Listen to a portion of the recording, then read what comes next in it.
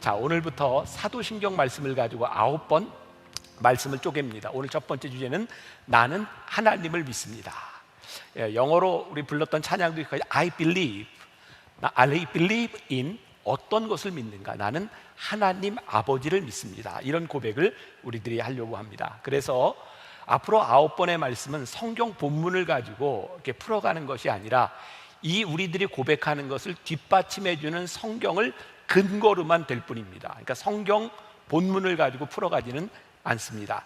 자, 나는 이렇게 믿습니다라고 하는 이 사도신경의 의미는 우리들에게 무엇일까? 우리 교회에서는 그렇게 매주 사도신경을 주일마다 고백하지는 않습니다. 그러나 이 사도신경은 우리 신앙 기독교 전통에 있어서 굉장히 중요한 의미를 가지고 있어요. 예수님께서도 제자들과 함께 공생애를 지나시는 동안 예수님이 직접 제자들을 통하여 고백을 듣기를 원하셨던 장면이 있죠. 마태복음 16장 13절부터 17절까지 말씀입니다. 우리 같이 한번 한 목소리로 읽어볼까요? 자, 시작. 예수께서 빌립보 가이사랴 지방에 이르러 제자들에게 물어 이르시되 사람들이 인자를 누구라 하느냐? 이르되 더러는 세례 요한, 더러는 엘리야, 어떤 이는 예레미야나 선지자 중에 하나라 하나이다. 이르시되 너희는 나를 누구라 하느냐? 시몬 베드로가 대답하여 이르되 주는 그리스도시요 살아계신 하나님의 아들이시니이다. 예수께서 대답하여 이르시되 바요나 시몬아 내가 복이 있도다. 이를 내게 알게 하니는 혈육이 아니요 하늘에 계신 내 아버지시니라. 예수님께서 가이사랴 빌립보에서 제자들에게 물으세요. 사람들이 나를 누구라 해? 여러 가지 이야기를 합니다. 근데 예수님께서 듣고 싶었던 것은 뭐예요? 너희는 나를 누구라 하느냐? 그때 바요나 시몬이 이렇게 이야기해요. 주는 그리스도시요 살아계신 하나님의 아들입니다. 그랬더니 예수님이 뭐라고 말씀하세요? 내가 복되다. 오늘 우리의 입술로 하는 이 고백이 우리의 삶을 복되게 한다. 자, 제가 이런 비유를 들어서 설명할 수 있을 것 같아요. 우리가 이 신앙을 고백하는 이 사도신경은 이 젊은이들이 결혼하기 전에 마치 프로포즈 하는 것과 같다. 요즘 젊은이들에게는 프로포즈가 굉장히 중요하답니다. 그러니까 저희 세대만 해도 별로 그렇지 않았던 것 같은데 이 프로포즈를 안 하면 큰일 나는 것 같고 프로포즈에 어떤 이벤트도 해야 되는 것 같아요. 저희 조카 중에 하나가 지금 결혼 정년기에 있습니다. 하나 이렇게 사귀고 있는데 그냥 늘 보면 결혼을 할 것 같아요.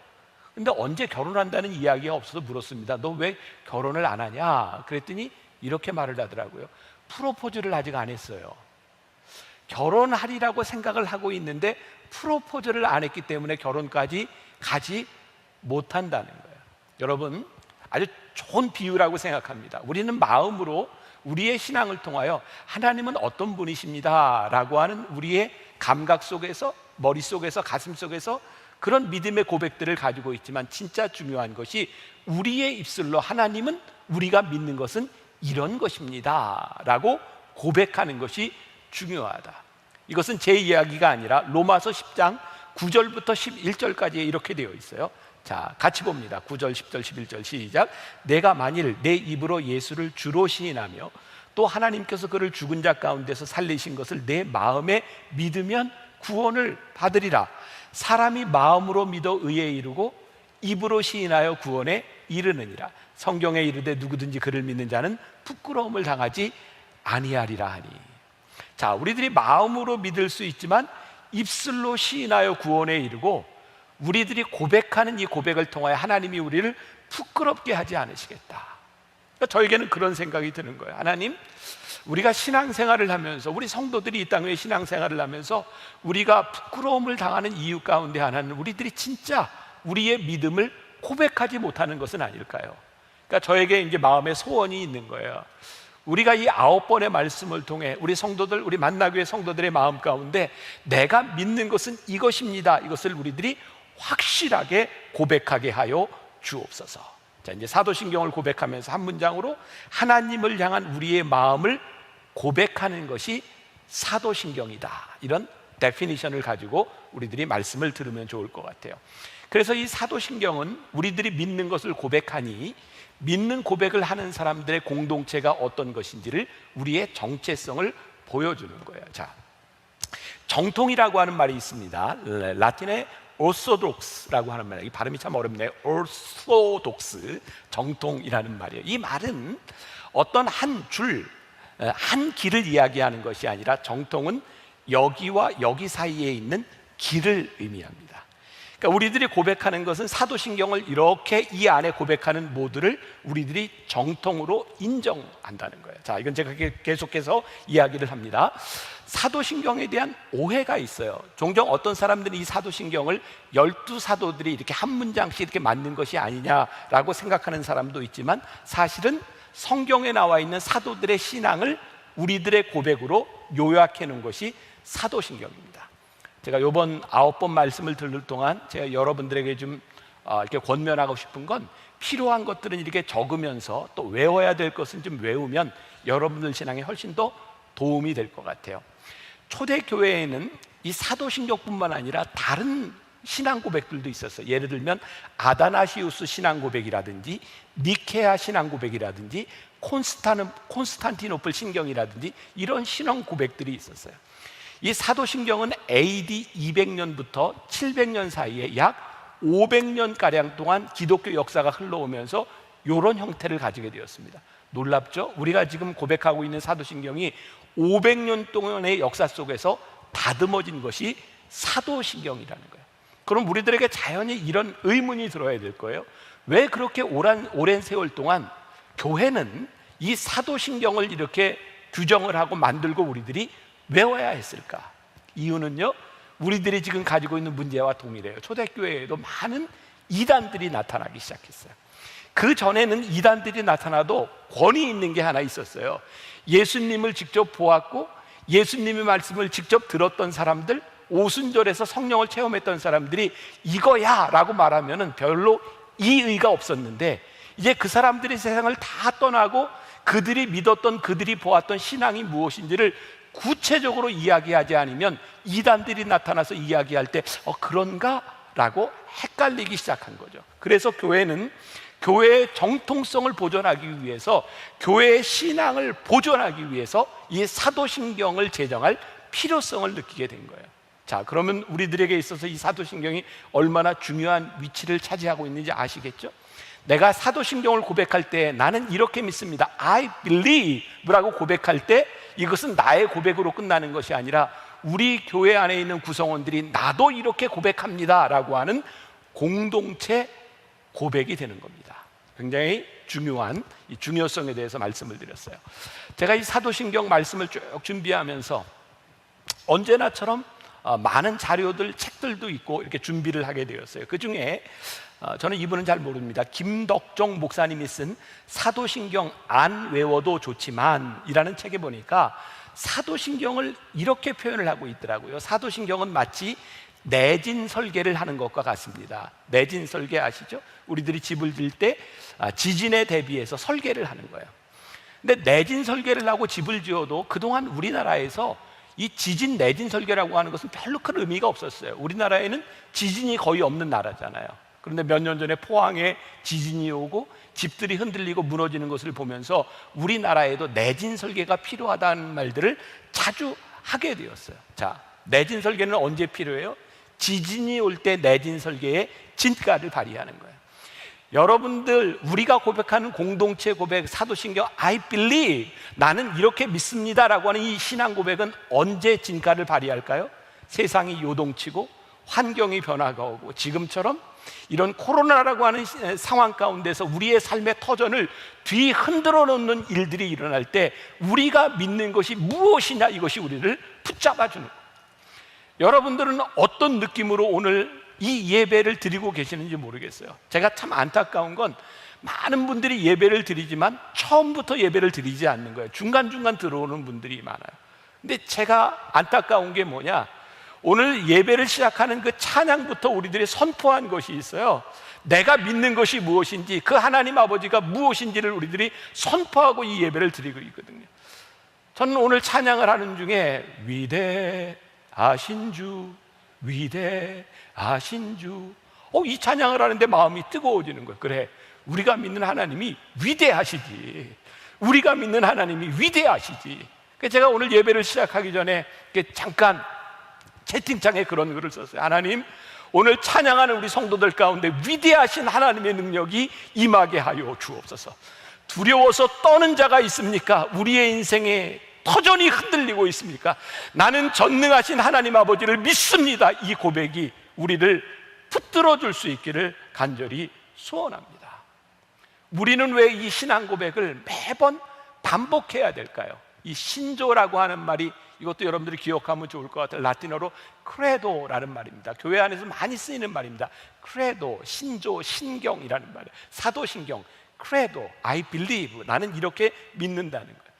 여러분, 성경이 이렇게 구성이 되어 있죠. 구약 39권, 신약 27권, 도합 66권, 여기까지는 다 거의 다 알아요. 그런데 이 66권이 몇 장으로 되어 있습니까? 하면 이제 여기서부터 많이 좀 힘들어져요. 1189장으로 되어 있어요.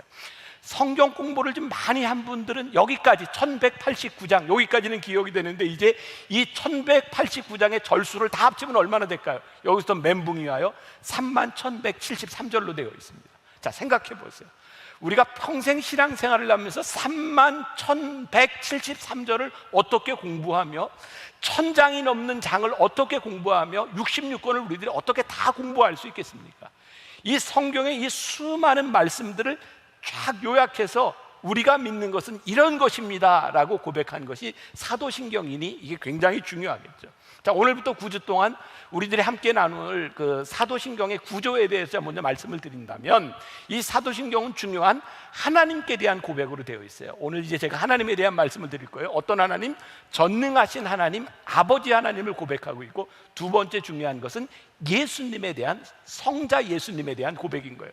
사도신경에 예수님에 대한 고백들이 이렇게 있어요. 저건 나중에 조금씩 이제 잘라서 또 우리들이 공부를 하게 될 거예요. 또 중요한 것은 나는 성령님을 믿는다고 하는 고백입니다.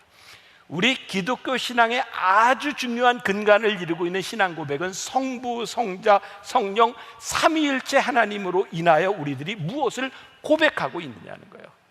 그리고 보니 우리가 기도할 때 성부 하나님께 기도해요. 누구의 이름으로? 성자 예수님의 이름으로. 누구를 통해서? 성령 하나님을 통하여서 역사해 주세요. 이게 삼위일체인 거예요.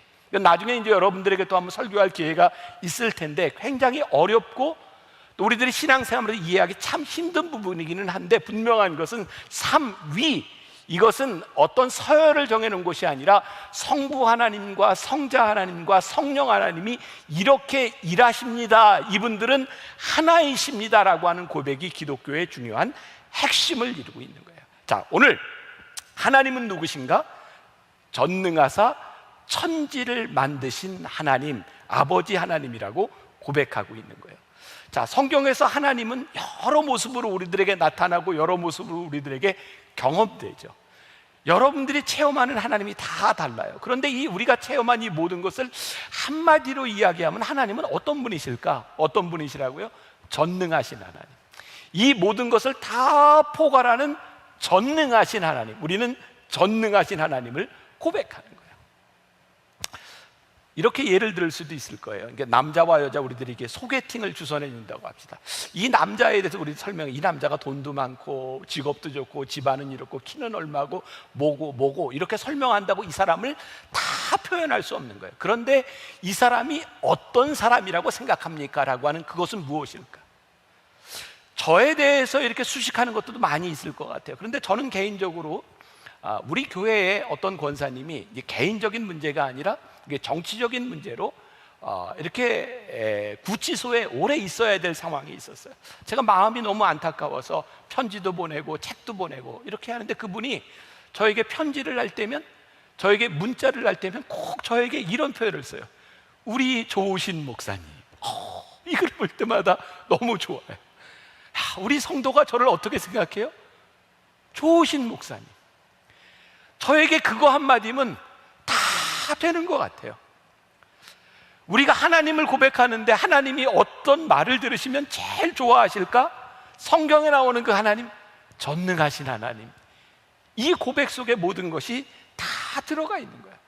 자, 그러면 성경에서 전능하신 하나님은 어디에 언급되고 있을까?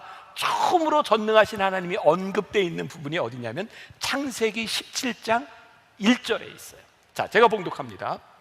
아브라함이 99세 때에 여호와께서 아브라함에게 나타나서 그에게 이르시되 나는 뭐라고요? 전능한 하나님이라 너는 내 앞에서 행하여 완전하라. 아브라함이 몇 살 때? 99세 때. 이게 어떤 일이 일어나고 있을까요? 창세기 12장에서 하나님께서 아브라함을 택하셨는데 자손을 주겠다고 이야기하셨는데 자손이 없었어요. 86세 때 아브라함이 그의 아내 사라와 함께 어떤 작전을 써요? 몸종을 통해서 아들을 얻으리라. 그 얻었던 아들의 이름이 이스마엘이에요. 그의 인간적인 생각을 가지고 아들을 얻었으나 하나님은 그 아들을 통해서 축복을 계대하게 하시지 않았거든요. 그렇게 13년이 흘러서 아브라함이 99세가 되어서 그의 모든 가능성이 끝났을 때 하나님이 다시 약속하세요. 아브라함아, 내가 너에게 약속한 거 있지. 내가 너에게 자손을 줄 거야. 그때 그 하나님이 어떤 하나님이에요? 전능하신 하나님이에요. 인간의 모든 가능성이 다 끝나서 내가 아무것도 할 수 없습니다. 그때 아브라함에게 나타나셨던 하나님, 전능하신 하나님. 오늘 말씀을 듣고 있는 사람들 가운데 내 인생의 가능성이 끊어지고 하나님, 내가 할 수 있는 것이 아무것도 없습니다 라고 생각한다면 여러분들이 전능하신 하나님을 고백할 수 있는 시간이 된 거예요. 하나님, 전능하신 하나님. 그런데 여기 중요한 게 있어요. 전능하신 하나님을 고백하면서 그에게 이르시되 나는 전능하신 하나님이라 너는 내 앞에서 행하여 완전하라. 전능하신 하나님이 그의 삶에 전능하신 하나님이 되기 위해서 어떡하라고요? 내 앞에서 완전하라고 하는 거예요. 저는 이 말씀이 이런 말씀이구나. 전능하신 하나님을 내가 앞에 보고 있기 때문에 내가 그 앞에서 완전해야 되는 것. 2000년 기독교 역사 가운데 굉장히 중요한 주제가 있어요. 교회가 타락할 때마다, 교회가 힘을 잃을 때마다 사람들은 무엇을 이야기했는지 알아요? 코람데오, 하나님 앞에서. 이게 이런 말이구나. 전능하신 하나님 앞에서 내가 완전하라. 그러고 보니 우리들의 신앙이 본질적으로 흐트러지고 우리의 신앙이 타락하는 것은 전능하신 하나님을 우리들이 믿음으로 고백하고 우리들이 믿음에도 불구하고 전능하신 하나님 앞에서 우리들이 온전하지 못할 때, 하나님 앞에 서지 못할 때 우리의 신앙들이 무너져 내리는 거예요. 타락하는 거예요. 지금 우리 교회의 모습, 우리의 신앙의 모습들이 그런 것 아닌가요? 전능하신 하나님 앞에 우리들이 온전하지 못하기 때문에 우리들이 겪는 일들, 우리의 신앙들이 올바로 세워지지 못하는 것은 아닐까요? 자, 이 전능하신 하나님에 대한 표현들이 구약에 몇 가지가 나와 있는데 이 말씀을 시리즈로 공부하면서 이 정도는 여러분들이 좀 알아도 좋을 것 같습니다. 구약에 나오는 하나님에 대한 이름 중 가장 많이 나오는 게 엘로힘이라고 하는 이름입니다. 최고, 전능하신, 이런 뜻을 가지고 있어요. 또 성경에는 하나님에 대한 이름이 여호와라고 되어 있죠. 영어로 제호바라고 하는데 사실 이 여호와라고 하는 이 발음, 이 이스라엘 사람들이 모음을 잘 사용하지 않았기 때문에 이 발음이 진짜 맞는지도 모르겠다고 이야기를 하죠. 이 여호와라고 하는 하나님은 출애굽기 3장에 모세가 하나님께 당신은 누구십니까? 라고 물을 때 나는 스스로 있는 자다 라고 말하는 여호와, 나는 스스로 있는 자, 창조주 하나님을 이야기해요. 또 구약 성경에 많이 나오는 하나님에 대한 표현이 뭐냐면 주님이라는 표현, 주님, 다스리는 자. 그 말은 아도나이라고 하는데 이 말은 주인님이라고 하는, 우리를 통치하시는 하나님이라는 뜻이에요. 그러니까 성경에 나오는 하나님에 대한 가장 많은 중요한 표현이 뭐라고요? 엘로힘, 최고이신 하나님, 여호와, 스스로 있는 자, 그리고 아도나이, 주님이라고 하는 뜻이에요. 이 하나님에 대한 표현이 신약으로 넘어오면 헬라어로 표현이 되는데 그게 뭐냐면 테오스라고 하는 말로 쓰이게 되죠. 이것도 많이 나오는 거니까 기억하시면 좋아요. 이 테오스라고 하는 말은 엘로힘을 번역한 전능하신 하나님이라는 뜻이에요. 또 신약에 넘어오면 이 아도나이, 주님이라고 하는 말이 퀴리오스라고 하는 말로 번역이 됩니다. 아도나이라고 하는 말과 퀴리오스라고 하는 말은 동일한 말이에요.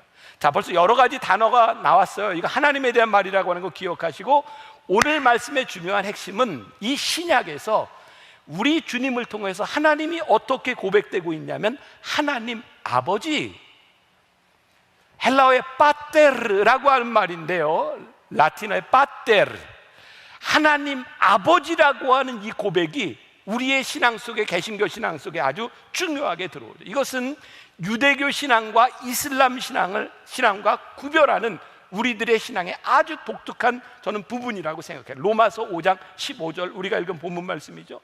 너희는 다시 무서워하는 종의 영을 받지 아니하고 양자의 영을 받았으므로 우리가 아빠, 아버지라고 부르짖느니라.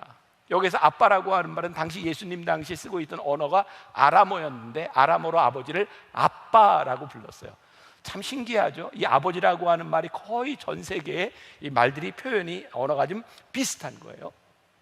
우리 주님을 통해서 우리들이 고백하게 된 하나님이 어떤 하나님이냐면 아빠, 아버지 하나님으로 고백되게 되었다는 거예요. 이게 무슨 이야기냐? 전능하신 하나님을 고백할 때하고 아빠, 아버지를 고백할 때하고 이것은 굉장히 다른 신앙의 차원이죠. 제가 예를 하나 들어봅니다.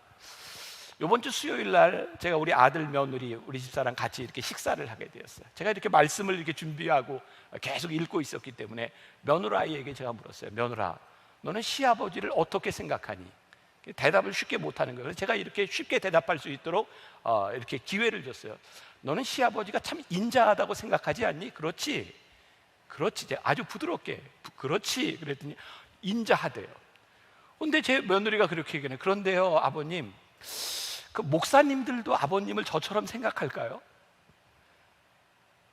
우리 교회 많은 부목사님들이 저를 생각할 때는 아버지로 생각하는 것이 아니라 리더로서 생각할 때 저와 같은 느낌이 있을까요? 이게 오늘 말씀에 참 중요하게 와닿는 부분이구나. 우리들이 하나님을 믿는데 전능하신 하나님으로 믿는 것과 하나님이 나의 아버지 되신다고 하는 것은 참 다른 차원의 말인데, 이것은 제 이야기가 아니라 성경에 보니까 하나님께서, 우리 주님께서 우리들에게 하나님을 아버지로 부를 수 있는 권세를 우리들에게 주셨다고 하니 이 아버지 하나님을 우리들이 이해하는 게 참 중요하겠죠. 자, 요한복음 1장 12절 뭐라고 되어 있어요? 예수님께서 이렇게 말씀하셨어요. 영접하는 자, 곧 그 이름을 믿는 자들에게는 하나님의 자녀가 되는 권세를 주셨으니. 이게 어떤 권세예요? 하나님의 자녀가 되는 권세가 무엇일까요? 하나님을 아버지라 부를 수 있는 특권을 주셨다. 그러니까 우리들이 사도신경 가운데 전능하신 하나님 아버지를 고백하는 것이 무엇인지를 우리들이 분명히 알아야 됩니다. 제가 말씀을 또 준비하면서 보았던 책, 황명환 씨가 쓴 나의 신앙 고백이라는 책에 나오는 이야기인데 글이 짧지만 너무 좋아서 제가 그대로 읽어드리려고 합니다. 한번 들어보세요. 자식을 낳아 기르면서 정말 감격스러웠던 말 한마디가 있습니다. 아이가 말을 할 때쯤 크게 혼을 낸 적이 있습니다. 아이에게 야단을 치고 저리 가! 라고 말한 뒤 방문을 닫아버렸습니다. 잠시 후 아이는 아빠와 놀고 싶어서 자꾸 문을 두드렸습니다. 아이의 그런 마음을 알면서도 문을 열어주지 않았습니다. 그러자 조금 있다 아이가 문을 팍팍 긁으면서 이렇게 말하는 것이 아니겠습니까? 아빠, 저 아들이에요. 그 말을 듣는 순간 너무 감격스러웠습니다. 그래서 문을 활짝 열고 아이를 꼭 안아주었습니다. 그래, 내가 네 아빠지. 더 뭐가 필요하겠니? 오래전의 일이지만 지금까지 그날의 기억이 생생합니다. 지금 이 순간 자녀들로부터 어떤 말을 듣고 싶은가요? 엄마, 나 엄마 아들이에요 라는 고백의 마음을 설레게 하지 않나요? 하나님도 마찬가지입니다. 하나님, 제가 하나님의 아들이에요 라는 고백을 너무너무 기뻐하십니다. 그래, 내가 나를 아버지라 여기는구나. 내가 너의 창조주임과 동시에 너의 아버지임을 믿는구나. 이때 하나님은 우리를 받으시고 기뻐하십니다. 우리가 하나님의 자녀임을 고백하는 것이 하나님을 영원롭게 하는 길입니다. 근데 어떤 고백이요? 아버지. 오늘 말씀을 듣고 있는 우리들이 하나님이 우리들의 고백 중에 제일 기뻐하실 일이 아버지, 저 아들이에요. 그때 하나님께서 우리를 안아주시며 그래, 네가 내 아들이구나. 내가 참 기쁘구나. 근데 우리들이 이 하나님 고백을 잊고 살아가는 것이 우리들에게 얼마나 불행한 일인가. 왜 우리들이 특권을 잃어버렸습니까? 아버지, 제가 아들입니다. 그 아버지는 어떤 아버지실까요? 제가 오래전에 하나님에 대한 설교를 하면서 그런 말을 했던 기억이 나요. 저에게 있어서 아버지 하나님은 제 삶에 훈련시키시는 하나님, 그 하나님은 성경에 나타나는 그런 훈련시키시는 하나님의 모습이 참 많이 있어요. 여러분, 창세기 15장에 보면 하나님께서 아브라함을 부르신 지 얼마 되지 않았을 때 아브라함에게 계속해서 약속을 갱신하시거든요. 약속을 잊지 않도록. 그런데 창세기 15장에 가면 하나님께서 아브라함에게 뭐라고 말씀하시면, 아브라함아, 내가 너에게 약속했는데 네가 앞으로 400년 동안 저기 종노릇하며 네가 노예로 살다가 큰 민족을 이루고 나올 거야. 하나님이 택하여 주셨는데, 하나님은 그냥 택한 백성으로 그냥 축복을 막 부어주신 것이 아니라 400년이라는 시간을 통해서 민족을 이루고 40년이라는 광야 생활을 통해서 훈련시키는 과정을 통하여 내가 너의 하나님됨을 알려주겠다고 말씀하세요. 오늘날로 이야기하면 그런 말이 듣기에 딱 맞아 들어가지 않을까요?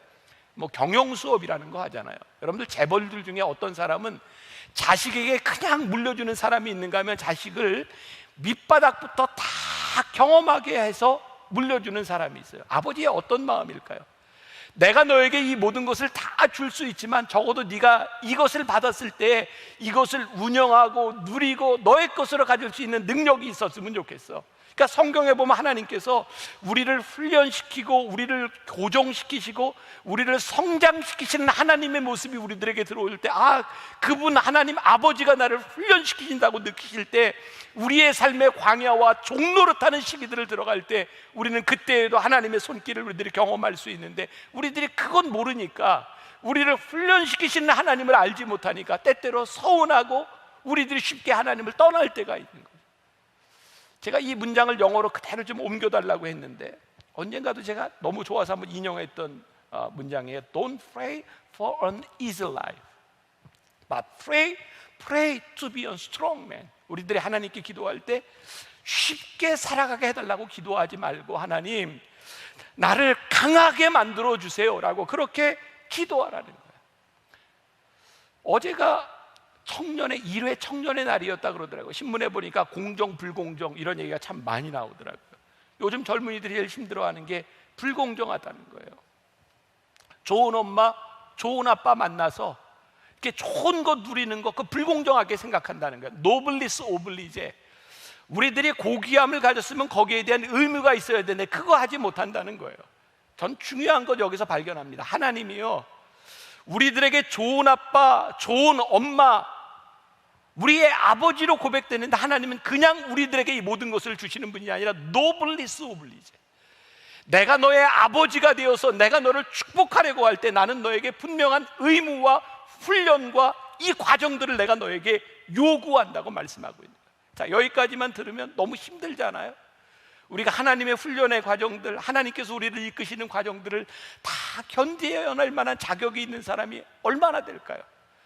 만일 하나님께서 우리를 훈련만 시키신다면 우리는 참 많이 좌절할지 몰라요. 그런데요, 성경에 보니까 훈련시키시는 하나님의 모습 가운데 어떤 모습이 보이냐면, 우리의 능력을 가지고 훈련을 다 이겨내라고 하시는 분이 아니라 훈련 속에 우리를 쳐 넣으시지만 우리의 능력이 되지 않고 우리들이 쓰러지고 넘어질 때 때로 하나님께서 한 번 물러서서 우리들에게 져주시고 우리를 안아주시고 우리를 품어주시는 하나님의 모습이 있어요. 아버지 하나님은 우리를 훈련시키시는데 우리의 능력으로 그것을 다 이길 수 있다 하지 않으시고 늘 우리에게 물러날 준비를 하고 계신 분이 우리 하나님이시더라고요. 우리들에게 참 이해할 수 없는 내용 중에 하나가 야곱의 이야기 아니에요. 야곱, 그 비열하고 치사하고 사기꾼 같은 야곱, 그가 아버지와 형을 피해서 저기 도망가던, 하란으로 도망가던 때 베델에서, 제가 이스라엘의 베델을 가보니까 황량한 터더라고요. 그 춥고 황량한 곳에서 돌베개를 베고 누워있을 때 하나님께서 야곱을 찾아오세요. 하나님께서 훈련만 시키시는 분이라고 하면 훈련을 제대로 받지 못하고 탈선한 이 사람을 왜 찾아올까요? 근데 하나님이 야곱을 찾아오세요. 그래서 오늘 우리는 하나님 아버지를 고백하는 거, 하나님 저를 훈련시키시죠. 그런데 이 훈련의 기간이 너무 힘들어요. 아버지, 제 삶의 터전이 다 뒤흔들리는 것처럼 이게 너무 버거워요. 그때 하나님께서 우리들에게 찾아오시는 그분임을 우리들이 믿기에 우리들이 이 훈련의 시간들을 담대하게 걸어가는 거죠. 하나님 아버지, 그리고 중요한 것은 하나님 아버지의 자녀로 사는 우리들은 어떤 사람들인가? 오늘 우리들이 하나님 아버지로 고백할 때 진짜 중요한 고백 중에 하나는 하나님 아버지의 자녀로 사는 우리의 믿음의 고백일 것 같아요. 요즘 제일 많이 쓰는 말 중에 하나가 금수저, 은수저, 흙수저 이런 거잖아요. 아빠 찬스, 엄마 찬스. 우리 교회 청소년부 목사님은 목사님과 엄마 찬스, 아빠 찬스가 참 뭐 안 좋게 들릴 수도 있으니까 요즘 애들 하는 말로, 우리 장로님들 이런 말 아세요? 엄카, 아카? 아세요? 예, 애들이요 엄마 카드, 아빠 카드 가져가서 막 쓰는 거, 이게 엄카, 아카랍니다. 아빠 찬스, 엄마 찬스. 이런 찬스 막 쓰면요 막 세상에서 욕도 먹고 손가락질 당하고 하는데, 우리들이 하나님 찬스 쓰는 건 욕 안 먹을 것 같아요. 왜? 이 하나님 찬스는 우리의 아버지 하나님 되시는 것으로 끝나는 것이 아니라 아버지 하나님 되시는 이 자녀가 가져야 될 품위가 함께 가는 것이기 때문에, 하나님 찬스를 쓰는 것은 욕먹을 일이 아니라 참 위대한 일이라는 생각이 들어요. 제 이야기를 좀 하면서 여러분들 신앙에 이렇게 좀 접목했으면 좋겠다 생각이 들어서, 혹시 이제 제 개인적인 이야기니까 모든 사람들에게 다 적용되지 않을 수도 있고, 여러분들이 삐딱하게 듣는 것이 아니라 제 삶의 이야기를 여러분들의 신앙에 이렇게 이제 대입해 보았으면 좋겠어요. 제가 두 가지를 이야기하려고 합니다. 하나는 제 아들과의 관계에서 제가 이야기를 하고, 제가 하나님과의 관계에서 이야기를 하면 조금 쉽게 설명이 되지 않을까. 저희 아이가 이제 군대도 가고 결혼도 했고 이제 목사 안수 과정도 밟고 있고, 그러니까 이제 똑같이 이제 그 시기에 젊은이들이 지나가는 과정들을 지나가고 이제 신학교도 다니고 했던 거죠. 아마 제가 이런 이야기를 하면 지금 동일한 상황에 있는 어떤 전도사, 목사, 젊은 신학생들에게는 그래, 그 목사님 아들은 참 좋겠어요, 이렇게 얘기하는 사람이 있을지도 모르겠어요. 저희 아이가 제가 나온 미국의 신학교에서 이렇게 목사가 되는 과정, MDB 과정을 공부했어요. 거기에 들어가게 되었을 때 저는 아들에게 이렇게 이야기를 했던 것 같아요. 저희 아버지가 저에게 그랬던 것처럼, 아들아, 네가 여기서 좀 이렇게 자립해서 공부를 좀 할 수 있으면 좋겠다. 그리고 아이에게 경제적인 지원을 끊을 걸 이렇게 이제 이야기했던 적이 있어요. 그리고 아들이 그 학교 갔던 때 제가 이렇게 미국에 방문하게 되었는데, 그 이유는 그 학교가 제가 나온 학교였어요. 우리 아이가 그 학교에 들어갈 때 장학금을 거의 90% 이상 받았습니다. 그러니까 이게 거의 받기 힘든 장학금인데, 물론 자격이 됐어요. 공부를 잘해서 학부의 학점도 좋았지만, 제가 나온 학교, 아버지가 그 학교를 나왔다는 것은 미국에서 굉장히 중요한 베네핏입니다. 그리고 정말 우연히도, 세상은 이렇게 이야기하지만 하나님의 섭리 가운데 전혀 우리 아들과 관계없이 제가 시카고에 갔을 때 시카고에 제일 큰 교회 집회를 하게 되었어요. 그 집회 일정은 우리 아들과 전혀 관계 있는 게 아니었어요. 근데 집회를 마치고 목사님과 이야기를 하는 중에, 우리 아들도 이제 이번 학기부터 여기서 공부를 합니다. 그랬더니 그 아들 우리가 좀 씁시다. 그래서 그 학기부터 바로 취직이 돼서 파트타임 전도사로 거기에서 일을 하게 되었어요. 아빠 찬스인 거죠. 우리 아들은 다른 젊은이들이 갖지 못하는 그런 아빠의 기회를 가지고 공부하는데, 제가 도와주지 않아도 공부할 수 있는 환경이 열려졌어요. 그리고 이제 목회를 하면서 공부를 해야 되는 아들이 미국에 살면서, 미국 생활이 다 그렇죠. 차가 없으면 살 수 없어요. 차를 좀 사줘야 되겠다. 그래서 3년 활부로 제가 차를 사주러 아들을 데리고 갔어요. 두 가지 선택권이 있더라고요. 하나는 아반떼와 하나는 소나타였어요. 참 애국자죠. 미국, 이게 한국 사람이 참 애국자인 것 같아요. 그런데 참 묘하게도 딱 차가 2,000불밖에 차이가 안 나는 거예요, 차 가격이. 그러니까 아들은 눈치를 보니까 소나타 타고 싶은 거예요. 근데 제가 아들에게 이랬습니다. 아들아, 아반떼. 이유는 네가 만나교회 담임 목사 아들이기 때문에 소나타 타는 것보다는 아반떼 타는 게 좋겠어. 그리고 3년 활부로 갚아 나갔어요. 그런데 미국에서 그런 소문이 났다는 겁니다. 우리 아들이 미국에서 공부하면서 아빠를 잘 둬서 외제차 타고 다닌다고. 얘는 이게 억울한 거예요. 제가 아들한테 그래서, 아들아, 외제차 맞아. 미국에서 아반떼 외제차야. 그 외제차를 다니고 이렇게 공부를 마치고 한국에 들어왔어요. 자, 아빠 찬스 저 분명히 있다고 생각합니다. 그러나 아빠이기 때문에 내가 지켜야 될 부분도 있다. 죄송합니다. 이 이야기만 듣고 이것 때문에도 마음 상할 분이 있을지 모르겠어요. 자, 제 이야기로 조금 돌아가 봅니다. 몇 년 전입니다. 제가 몸이 갑자기 아파서 병원에 입원을 하게 되었어요. 제가 늘 가던 병원이 아니라 다른 종합병원에 입원을 하게 되었는데, 그 과정에서 우리 교회 장로님 한 분이 저를 입원시켜주는 그런 과정에 도움을 주셨어요. 정말 너무 아파서 갔는데 제가 이렇게 정신을 차리고 보니까 제가 누워있는 병실이 너무 좋은 병실이었어요. 제 아내하고 저하고 몸은 편한데 마음이 불편했어요. 우리가 여기 계속 있을 수는 없겠다. 그래서 중간에 간호사를 불러서 나에게 도저히 마음이 불편하니까 방을 좀 옮겨달라. 그래서 다 주사 빼고 방을 옮겼어요. 며칠 동안 거기에서 지나다가 퇴원을 하는 날이었어요. 간호사 선생님이 저에게 찾아와서 이렇게 말을 하거든요. 목사님, 감사해요. 뭐가 감사해요? 목사님, 그 방에서 나와서 여기에 누워있는 목사님 모습이 너무 감사해요. 제가 그때 많은 생각을 했습니다. 제가 어떻게 그런 호사를 누릴 수 있을까요? 제가 목사가 아니었다면, 우리 교회 그런 장로님이 아니었다면 제가 그렇게 호사를 누릴 수 있을까요? 그런데 하나님이 저에게 주시는 것이, 네가 누릴 수 있는 마땅한 호사에 대한 부분이 아니라 네가 내 아들이기 때문에 내 아들로서, 목사로서 이렇게 살아가면 좋겠다는 모습이 있는 거예요. 자, 제가 이 말은 여러분들 모두에게 적용되거나 이런 것이 아니라 그 순간 제가 하나님 앞에서 생각했던 부분이라는 것을 분명히 말씀드려요. 누군가를 불편하게 하려고 하는 이야기가 아니에요. 누가복음 6장 36절에 보니까 이런 말씀이 있어요. 너희 아버지의 자비로우심 같이 너희도 자비로운 자가 되어라. 에베소서 5장 8절과 9절 말씀에 보니까 너희가 전에는 어둠이더니 이제는 주 안에서 빛이라. 빛의 자녀들처럼 행하라.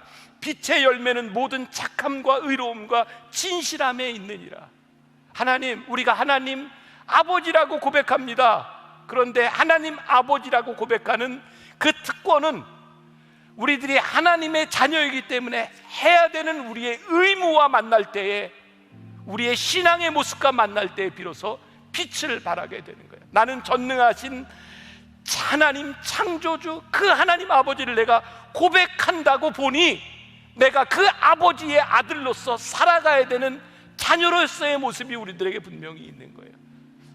이 첫 번째 고백, 하나님 아버지에 대한 고백은 우리의 특권과 의무를 동시에 고백하는 아주 중요한 믿음의 고백인 거예요. 오늘 여러분들의 그런 믿음의 권면을 드립니다. 사랑하는 여러분, 한 주를 살아가는 동안 여러분들이 뒤 흔들리는 삶의 이 터전 가운데서 하나님 아버지를 고백하십시오. 그리고 내가 하나님 아버지를 고백할 때에 내가 하나님 아버지의 자녀로 살아가는 것이 어떤 것인지를 동시에 믿음으로 고백하고 그렇게 살아갈 때 특권과 의무를 같이 누리는, 이 고백이 이런 고백이구나. I believe, 나는 믿습니다. 하나님 아버지를 나는 믿습니다. 이 고백이 여러분들에게 살아있기를 주님의 이름으로 간절히 축원합니다.